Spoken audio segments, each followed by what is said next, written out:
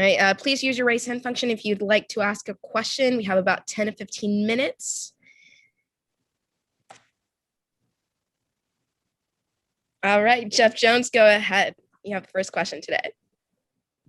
All right. So McKinze, I just finished reading the article that you posted. It's like on my phone right now as we speak. Nice.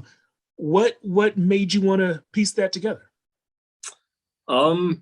Yeah, just all the support and that I've seen from all the Austin FC fans.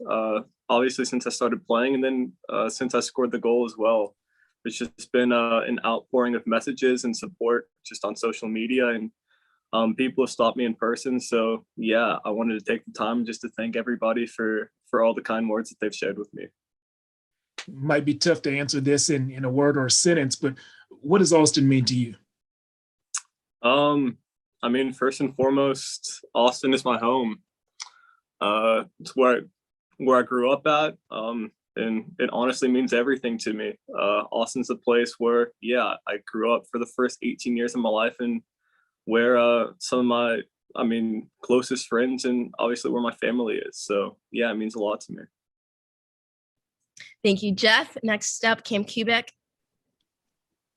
Hey, McKinze. One of the things you said in your piece that stood out to me was, it's obviously important to be the first Austinite to represent the club, but that you won't be the last. And as you know, that the pathway that exists now that didn't exist when you were coming up from, grassroots to academy to first team, that's only going to continue to grow and get stronger in the next few years. How important is having that pathway and that visibility of a route to one day represent your local club? How important is that to kids today who are trying to follow in your footsteps? I think it's huge. And I think that it allows kids to also be able to dream. So growing up, obviously we didn't have Austin FC just to look up to, but the city was still able to produce good players. I'm here playing for Austin FC. Kakuta's here. Kyrie Shelton's also a product of just like the Austin soccer community.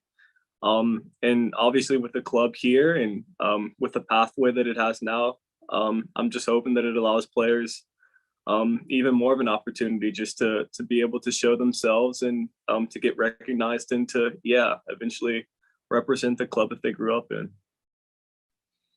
Gotcha. And then you guys, obviously you have 6 games left ahead of you on the schedule. What does success look like for you and the team the rest of the way this season?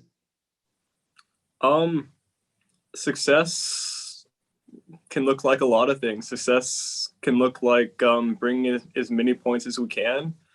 Success looks like continuing just to build on some of the things that we've started this season. But yeah, obviously we want to go into every game and we want to win every game that we're going to play. So just taking as many points as we can. Thank you, McKinze. Next up, Jorge Turalde. Go for it, Jorge. Hi, hello. I'm talking about also the grassroots. I was talking to Sonny Wadarrama the other day.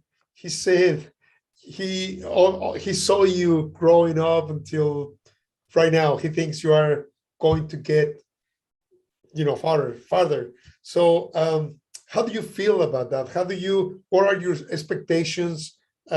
Obviously, with the name of Austin in your chest. Yeah, that's really, really nice of him to say. Obviously, all I can do is just continue to keep putting my best foot forward and continuing to improve and to show the best that I can. But yeah, ultimately, I just want to be as successful as I can be. And that just comes with hard work and proving day in and day out that I deserve to play. So that's all I can hope to do.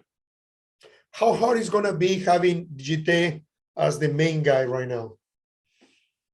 Sure. I wouldn't necessarily say that it's going to be hard. He brings certain elements to our team, and I feel like we play well with him up top. But all I can hope to do is to show the best that I can whenever I get the minutes and to be as effective as possible. So that's all I'm looking to do. Thank you. Good luck. Thank you.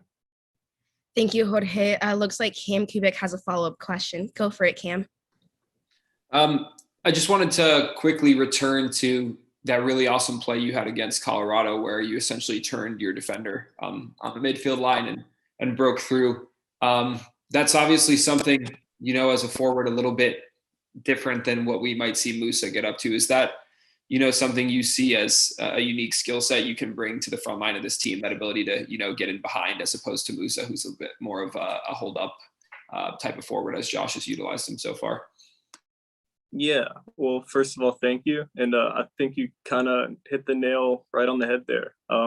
We're obviously, we both play the same positions, but I think that we have different strengths and different things that we bring to the team. And yeah, Moose is one of those guys where, I mean, if he's holding up the ball, you're not going to be able to get it from him. And then I'm a player who, yeah, looks to utilize his speed and getting behind. So I think it's a good and a dangerous combo, and we'll hope to make the most of it in the remaining games that we have.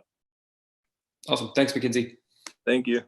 Thanks, McKinze. Looks like that was the last question for today, which concludes today's media availability session with McKinze Gaines.